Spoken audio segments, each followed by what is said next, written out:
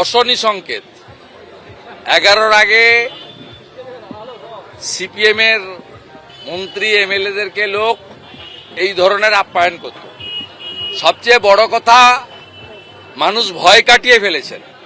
মুখ্যমন্ত্রী মানে তিনিও একজন সাধারণ মানুষ।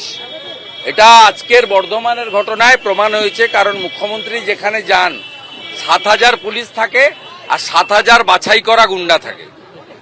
14,000 গুন্ডার সামনে 7,000 রেজিস্টার্ড গুন্ডা আর 7,000 দলীয় গুন্ডা, তার সামনে যারা প্লাকার্ড ধরে বলেছেন চাকরিটা আমার চাই, নিয়োগটা করুন, তাদেরকে হ্যাটস অফ জানাই। এবং এই যে ভয়টা কাটছে, এটা একটা ভালো সংকেত। উনি সব ভার্চুয়ালি করুন, ঘর থেকে করুন, আর বেরোচ্ছেন কেন? 6 মাস পরে উনি প্রাক্তন হবেন। আপনি আমার কথা লিখে রাখুন, আমি আপনাকে বলে দিচ্ছি, we need SIR, we need রাষ্ট্রপতি শাসন লাইক ইলেকশন। রাষ্ট্রপতি শাসন করে বিজেপিকে আনতে হবে না। এই পুলিশ মনোজ বার্মা, রাজীব কুমারদেরকে শুধু হাতে দড়ি বাঁধিয়ে রেখে ইলেকশন কমিশন।